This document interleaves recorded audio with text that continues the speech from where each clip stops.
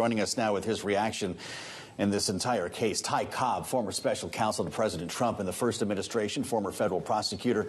Ty, it's great to see you. Welcome back. If the files are not being released on time, and they're not, redactions appear to be, in some cases, protecting the perpetrators and exposing the victims, prosecutions apparently not being pursued.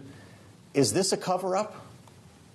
Oh, certainly it's a cover-up, Joe. I mean, all we have to do is go back to the promises early on to release all the Epstein files, her insistence that they were on her desk, her insistence that, along with Blanche, that they had all been reviewed and that there was really no more evidence to share, and that nobody else was implicated. And then, her pretense that they had actually produced what was required. And then, of course, we got the 3 million pages this week. I mean, all they have is lies and obfuscation, and of course the defiance and theater that we got today when she creates a mud pit, pulls people down into it, and then when asked why she's so dirty, pretends to be the victim. This is not since John Mitchell went to prison have we had an attorney general this reprehensible. Well, that is certainly a strong sentiment, Ty, when we consider what went down in that hearing room and the various interactions, feisty, as you rightly point out, interactions she had with lawmakers, including Congressman Tom Massey, the Republican who actually played for her sound of Kash Patel testifying in the Senate, being asked about whether or not there was adequate evidence there in these files to bring further charges against offenders. He said at the time no, and Massey went on to say that Kash Patel effectively lied under oath to Congress about that. Do you expect Kash Patel or Pam Bondi or anyone involved in this to ultimately, even if it's not during this administration, potentially have to answer for the way in which this has been conducted in the U.S. legal system?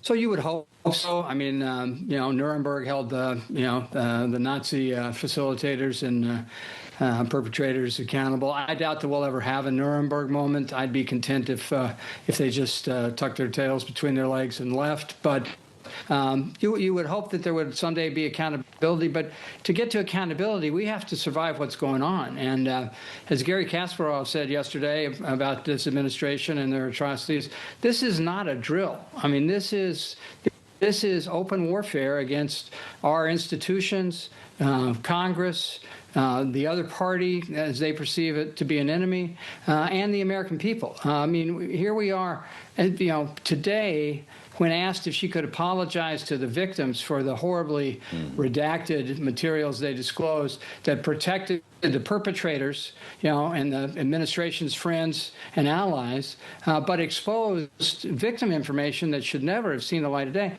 Asked if she could apologize to the victims in the audience, she waved her hand. I mean, she doesn't care about the victims, and I don't think we're necessarily seeing any accountability. But it would be nice, because they have really eviscerated the rule of law, drained the Department of experience and talent, and are unable to hire anybody other than a Trump loyalist, and that's actually all they're recruiting.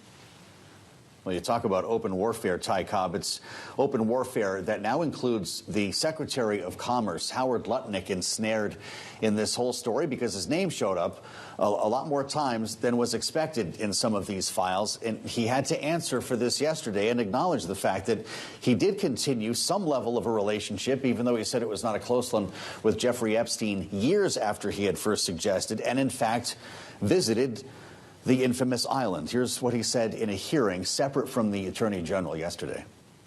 We had lunch on the island. That is true, for an hour, and we left with all of my children, with my nannies and my wife, all together. We were on family vacation. We were not apart.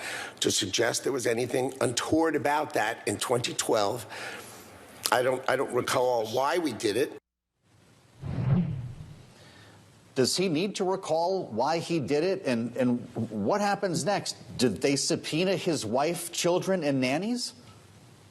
No, but I mean, I think we should all be comforted by the fact, since he's the Commerce Secretary, that he could count his children and get them on the boat away from a man who had, at the time of this meeting, had been convicted 6 years earlier of being a pedophile.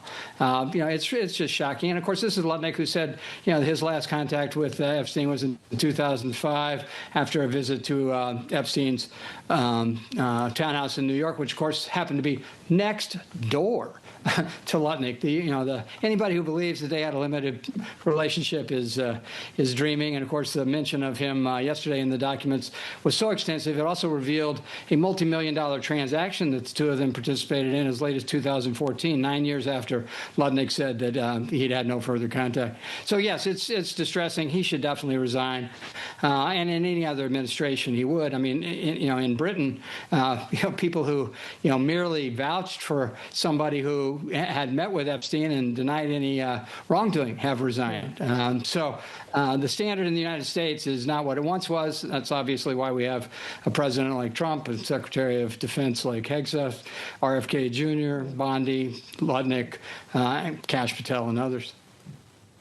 Well, and we should note Secretary Lutnick also denies any wrongdoing. There is no evidence of that. But Ty, in our final moment with you, I do want to ask for your reaction to a direct call out you received on Truth Social from President Trump. I believe we'll be able to pull that up on the screen for our audience on Bloomberg TV, but for the benefit of our audience on radio, it reads in part as follows. Ty Cobb, one of the worst lawyers in Washington, D.C., a real loser, was fired years ago because he was having lunch with another lawyer talking about one of my many cases while sitting next to two reporters from the failing New York Times, going on to say I fired Ty Cobb because he was a whack job who I hardly knew, and he knew nothing about me.